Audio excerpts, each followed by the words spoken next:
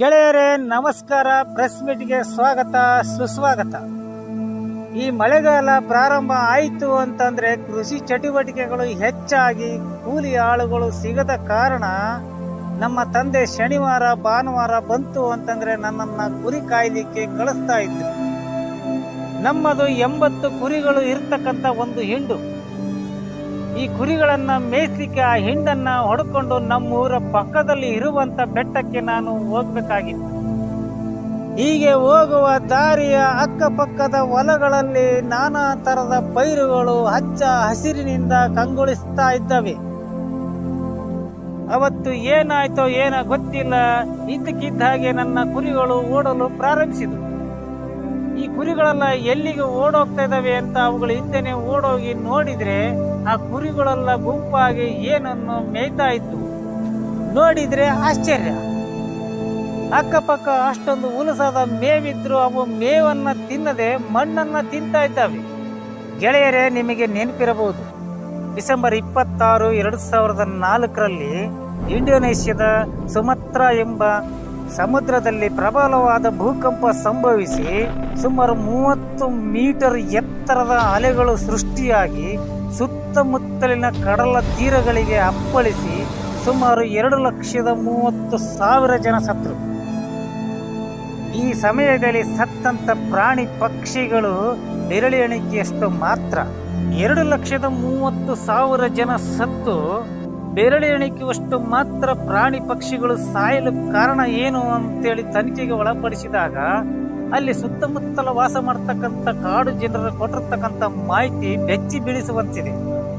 ಈ ಪ್ರಕೃತಿಯ ವಿಕೋಪದ ಮುನ್ಸೂಚನೆ ಮೊದಲೇ ಆ ಪ್ರಾಣಿ ಪಕ್ಷಿಗಳಿಗೆ ಸಿಕ್ಕಿದ್ದರಿಂದ ಅವುಗಳೆಲ್ಲ ಅಲ್ಲಿಂದ ವಲಸೆ ಹೋಗಿದ್ವು. ಇವುಗಳ ಹಾವಭಾವ ವರ್ತನೆಯನ್ನು ಕಂಡಂತ ನಾವುಗಳು ಸಹ ಅವುಗಳ ಜೊತೆ ವಲಸೆ ಹೋಗಿದ್ವಿ ಅಂತ ಹೇಳಿದ್ದಾರೆ. ಇದು ನಿಮಗೆ ಆಶ್ಚರ್ಯವೆನಿಸಿದ್ರು ನಡೆದಂತ ಸತ್ಯ ಸಂಗತಿ. ನೀವು ಹೊಸಬರಾಗಿ ಯಾವುದೇ ಒಂದು ಪ್ರಾಣಿಗೆ ತಿನ್ಲಿಕ್ಕೆ ಏನಾದ್ರೂ ಕೊಡಿ, ಅದು ಪ್ರೀತಿಯಿಂದ ನೀವು ಕೊಟ್ಟದ್ದನ್ನ ಯಾವುದೇ ಕಾರಣಕ್ಕೂ ಸ್ವೀಕಾರ ಮಾಡಲ್ಲ. ಇಷ್ಟು ಸೆನ್ಸಿಟಿವ್ ಇರ್ತಕ್ಕಂಥ ಪ್ರಾಣಿಗಳು ಮಣ್ಣನ್ನ ತಿಂತವೆ ಅಂತಂದ್ರೆ ಅದಕ್ಕೆ ಒಂದು ಬಲವಾದ ಕಾರಣ ಇರಲೇಬೇಕು. ನೀವು ನೋಡಿರಬಹುದು, ಈ ಹಳ್ಳಿಗಳ ಕಡೆ ಹಳೆ ಕಾಲದ ಹೆಣ್ಣು ಮಕ್ಕಳು ಕೆಲಸಕ್ಕೆ ಹೋದಾಗ ಅಲ್ಲೇ ಸಿಗುವಂತ ಕ್ಲೇ ಅಂದರೆ ಲೋಮಿ ಮಣ್ಣು ಅಥವಾ ಮೆಕ್ಕಲು ಮಣ್ಣನ್ನ ಸ್ವಲ್ಪ ಸಂಗ್ರಹ ಮಾಡಿಕೊಂಡು ಮನೆಗೆ ಬಂದು ಯಾರಿಗೆ ಗೊತ್ತಾಗದಾಗೆ ಸಂಗ್ರಹ ಮಾಡಿಕೊಳ್ತಾ ಇದ್ರು. ತಮಗೆ ಇಷ್ಟವಾದಾಗ ಅಥವಾ ತಿನ್ನಬೇಕು ಅನಿಸಿದಾಗ ಬೆಲ್ಲದ ಹಗಳಿನ ಹಾಗೆ 1-2 ಹಗಳನ್ನ ಬಾಯಲ್ಲಿ ಹಾಕೊಂಡು ತಿಂತಾ ಇದ್ರು.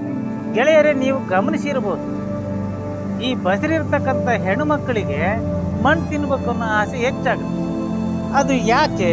ಕೆಲವೊಂದು ಕಡೆ ಅತಿ ಹೆಚ್ಚು ಹೀಟಾಗಿರ್ತಕ್ಕಂಥ ಅಥವಾ ಉಷ್ಣವಾಗಿರ್ತಕ್ಕಂಥ ವ್ಯಕ್ತಿ ರಾತ್ರಿ ನೀರಲ್ಲಿ ಕೆಮ್ಮಣ್ಣನ್ನ ಕಲಸಿ ಬೆಳಿಗ್ಗೆ ಅದೇ ಕೆಮ್ಮಣ್ಣಿನ ತಿಳಿ ನೀರನ್ನ ಕುಡಿತಾರೆ. ಹೀಗೆ 6 ತಿಂಗಳ ಹಿಂದೆ ನಾನು ಕುರಿಗಳನ್ನ ಸಾಕ್ಬೇಕು ಅಂತ 2 ಕುರಿಮರಿಗಳನ್ನ ತಂದಾಗ ಅವು ಚಾಟಾಗಿ ಪೀಸಾಗಿ ಉದ್ದಾಗಿ ಇರದೆ ತುಂಡು ಮರಿಗಳಾಗಿತ್ತು. ಆಗಿನ ಕಾಲದಲ್ಲಿ ಈ ಪಶು ಪ್ರಾಣಿಗಳಿಗೆ ಏನಾದರೂ ಆದ್ರೆ ಅವುಗಳಿಗೆ ಮದ್ದನ್ನಾಗಲಿ ಅಥವಾ ಕಷಾಯವನ್ನಾಗಲಿ ಕೊಡ್ತಕ್ಕಂಥ ಒಬ್ಬ ಪಂಡಿತ ಪ್ರತಿ ಊರಲ್ಲಿ ಇದ್ದೇ ಇರ್ತಿದ್ರು. ನಾನು ಆ ಪಂಡಿತರನ್ನ ಭೇಟಿಯಾದಾಗ ಅವರು ಒಂದು ಮದ್ದನ್ನ ಹೇಳಿದರು. ಆ ಮದ್ದನ್ನ ಕೊಟ್ಟು ಕೇವಲ 1.5 ರಿಂದ 2 ತಿಂಗಳೊಳಗೆ ನನ್ನ ಮರಿ ಸುಮಾರು 3-3.5 ಅಡಿ ಉದ್ದವಾಗಿ ಬೆಳೆದಿದ್ದಂತೂ ನನ್ನ ಅನುಭವದ ಸತ್ಯ. ಗೆಳೆಯರೇ, ವೀಕ್ಷಿಸುತ್ತಿರುವ ಕೆಲವು ವೀಕ್ಷಕರ ಕೌತುಕ ಏನು ಅಂತಂದ್ರೆ ಈ ಮದ್ದು ಯಾವುದು, ಇದನ್ನ ಹೇಗೆ ತಯಾರು ಮಾಡ್ತಾರೆ ಎಂಬುದು. ಇದೇನು ಬ್ರಹ್ಮವಿದ್ಯೆ ಅಲ್ಲ. ನೀವು ಕೆಲವೊಂದು ತೆಂಗಿನ ಚಿಪ್ಪುಗಳನ್ನ ಅಥವಾ ಮರದ ತುಂಡಿನ ಪೀಸುಗಳನ್ನ ತೆಗೆದುಕೊಂಡು ಬಂದು ಅದಕ್ಕೆ ಬೆಂಕಿ ಹಚ್ಚಿ ಕೆಂಡವಾಗಿಸಿ ಅದರ ಮೇಲೆ 4 ರಿಂದ 5 ನಿಂಬೆ ಹಣ್ಣಿನ ರಸವನ್ನ ಹಿಂಡಿ ಆ ಕೆಂಡವನ್ನ ಇದ್ದಲಾಗಿ ಕನ್ವರ್ಟ್ ಮಾಡಿ ನಂತರ ಈ ಇದ್ದಿಲನ್ನ ಕುಟ್ಟಿ ಪುಡಿ ಮಾಡಿ ಅದಕ್ಕೆ ಸ್ವಲ್ಪ ಉಪ್ಪನ್ನ ಬೆರೆಸಿ ಒಂದು ಮರಿಗೆ 1 ದಿನಕ್ಕೆ 50 ಗ್ರಾಂನಷ್ಟು ಮಾತ್ರ ಕಾಳಿನಲ್ಲಿ ಮಿಶ್ರಣ ಮಾಡಿ ಕೊಡಿ. ಈ ಔಷಧಿಯನ್ನ ಕುರಿಗಳಿಗೆ 1.5 ತಿಂಗಳ ಮೇಲೆ ಕೊಡುವಂತಿಲ್ಲ, ಕಾರಣ ಕುರಿಗಳು ಕೊಬ್ಬುವುದಿಲ್ಲ. ಸ್ನೇಹಿತರೆ, ನಾವು ಚಿಕ್ಕವರಿದ್ದಾಗ ಶಾಲೆಗೆ ಹೋಗುವಾಗ ನಮ್ಮ ತಂದೆ ತಾಯಿಗಳು ಒಂದು ಸ್ವೀಟು ಒಂದು ಬಳಪಾನ ಕೊಟ್ಟು ಕಳಿಸ್ತಾ ಇದ್ರು. ನಾವು ಶಾಲೆ ಮುಗಿಸ್ಕೊಂಡು ಬರುವುದರೊಳಗೆ ಮುಕ್ಕಾಲು ಭಾಗ ಬಳಪವನ್ನ ತಿಂದು ಬಿಡ್ತಾ ಇದ್ವಿ. ನೀವು ಈ ದೇವಸ್ಥಾನಗಳಿಗೆ ಹೋಗಿ, ನೀವು ಶಿವನ ದೇವಸ್ಥಾನಕ್ಕೆ ಹೋದ್ರೆ ಅಲ್ಲಿ ವಿಭೂತಿ ಇಟ್ಟಿರ್ತಾರೆ. ಆ ವಿಭೂತಿಯನ್ನು ಹಣೆಗೆ ಹಚ್ಕೋತಾರೆ, ಸ್ವಲ್ಪ ಬಾಯಿಲ್ ಹಾಕೋತಾರೆ. ಮತ್ತೆ ನೀವು ವಿಷ್ಣುವಿನ ದೇವಸ್ಥಾನಕ್ಕೆ ಹೋಗಿ, ಅಲ್ಲಿ ಅಂಗಾರವನ್ನು ಇಟ್ಟಿರ್ತಾರೆ. ಆ ಅಂಗಾರವನ್ನು ಹಣೆಯ ಮೇಲೆ ತಿಲ್ಕ ಇಟ್ಕೋತಾರೆ. ದೇಹದ ಯಾವ ಭಾಗಗಳಿಗೆ ನೋಯ್ತಾ ಇದ್ರೆ ಆ ನೋವು ಆಗ್ತಕ್ಕಂಥ ಭಾಗಗಳಿಗೆ ಹಚ್ಕೋತಾರೆ. ಇಲ್ಲ ಗಾಯವಾಗಿದ್ರೆ ಗಾಯದ ಮೇಲೆ ಹಾಕೋತಾರೆ, ಸ್ವಲ್ಪ ಬಾಯಲ್ಲಿ ಹಾಕೋತಾರೆ. ಹಾಗಾದ್ರೆ ಈ ಪ್ರಾಣಿ ಮತ್ತು ಮನುಷ್ಯರು ಮಣ್ಣನ್ನು ತಿನ್ನೋದೇಕೆ? ದೇವಸ್ಥಾನಗಳಲ್ಲಿ ಅಂಗಾರ ವಿಭೂತಿಯನ್ನು ಹಚ್ಕೊಂಡು ಬಾಯಲ್ಲಿ ಹಾಕೊಳ್ಳೋದೇಕೆ? ಇದನ್ನು ತಿನ್ನೋದ್ರಿಂದ ದೇಹದ ಮೇಲೆ ಆಗ್ತಕ್ಕಂಥ ಆರೋಗ್ಯದ ಪರಿಣಾಮಗಳೇ? ಇದನ್ನು ತಿನ್ನಲೇಬೇಕು ಅಂತೇಳಿ ದೇಹ ಮತ್ತು ಮನಸ್ಸು ಪ್ರಚೋದನೆ ಪಡಿಸೋದೇಕೆ? ವೈಜ್ಞಾನಿಕತೆ ಕಾರಣ ಏನಾದರೂ ಇದೆಯಾ?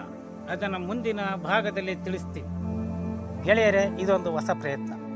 ನಿಮಗೆ ಇಷ್ಟವಾಗಿದ್ದರೆ ಲೈಕ್ ಮಾಡಿ, ಸಬ್ಸ್ಕ್ರೈಬ್ ಮಾಡಿ. ಇದೇ ಥರ ಇನ್ನೊಂದು ಮಾಹಿತಿನ ಹೊತ್ಕೊಂಡು ಮತ್ತೊಮ್ಮೆ ನಿಮ್ಮ ಮುಂದೆ ಬರ್ತೀನಿ. ನಮಸ್ಕಾರ.